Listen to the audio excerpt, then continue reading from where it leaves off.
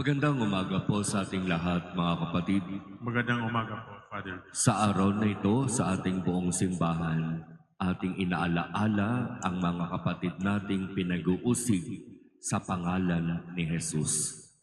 Yung mga kapatid natin na nagsisikap na mamuhay ng buong katapatan sa pagsunod at paglilingkod sa Diyos. At dahil doon, dumaranas sila ng matinding pag-uusig, dumaranas sila ng iba't ibang uri ng mga pagsubok.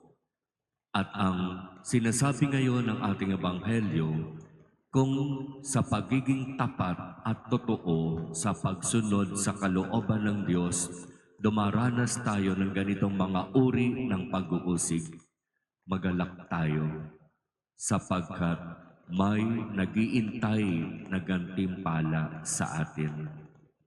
At alam nating lahat, marami tayong mga kapatid hanggang ngayon na inuusig, pinahihirapan, at dumarating pa nga sa punto na sila'y pinapatay.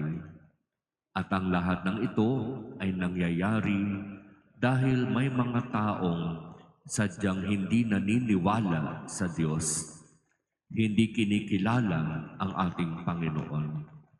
Kaya nga, napakagandang marinig mula sa ating ebanghelyo ang mga salita na nagsasabi, huwag kayong matakot.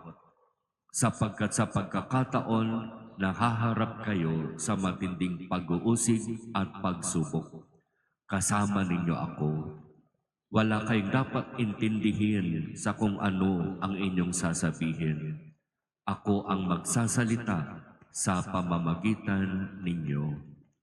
Huwag kayong matakot sa inyong buhay, sapagkat kunin man ang inyong buhay sa mundong ito dahil sa inyong pagiging tapat sa akin. Makakasiguro kayo na makakapiling ko kayo sa kaharian sa langit.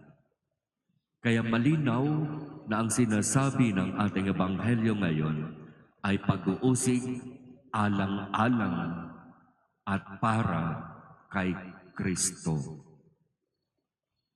Kasi iba naman yung nakakaramdam ako ng pag-uusig pero hindi naman dahil sa pagiging tapat at dahil sa pagsisikap na makasunod kay Jesus. Minsan,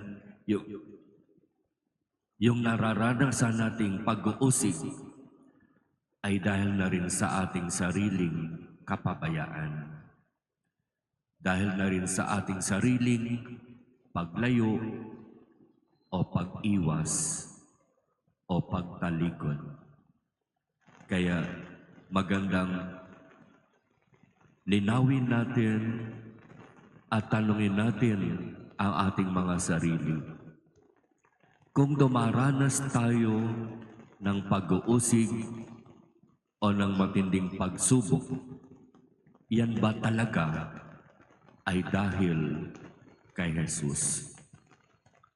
O sadyang ang dahilan ay yung aking sariling kapabayaan, yung aking paglalayo ng sarili sa Diyos at sa kapwa, yung mga pagkamakasarili na aking pinaiiral.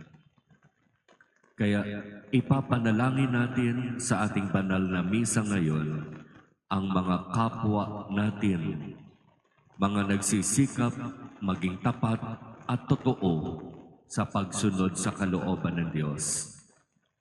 Mas marami ang dumaranas ng ganyang mga paghihirap sa mga hindi katolikong bansa. Alam nating lahat, di po ba, sa mga katoliko na bansa, para bang katulad natin, medyo madali ang pagsasabuhay ng kung ano ang sinasabi sa mabuting balita. Pero pagdating sa mga bansa na hindi Kristiyano, doon masusubukan ang pananampalatayang Katolika. Kaya di ba kapag aalamin natin ang bilang ng mga nagiging santo sa ating bansa, dalawa pa lang. Sa mga bansa na hindi Katoliko, napakaraming nagiging mga santo. Sapagkat doon, mas napapatunayan nila ang kanilang pagiging Kristiyano. Kaya mga kapatid, ang mga kapatid na pinag-uusig nawa mula sa Diyos ay tumanggap ng biyayang makapagpapalakas at makapagpapatatag ng kanilang pananampalataya. Ipagkaloob nawa ng Diyos sa kanila ang inspirasyon upang patuloy na manalig at kumapit sa Diyos sa harap ng matinding pag-uusig, sa harap ng matinding pagsubok, kahit na hanggang kamatayan. At kung tayo man ay dumanas din ng ganitong uri ng matinding pag-uusig, ipagkaloob nawa ng Diyos sa atin ang katapatan, katapangan, at pananalig na manatili hanggang wakas.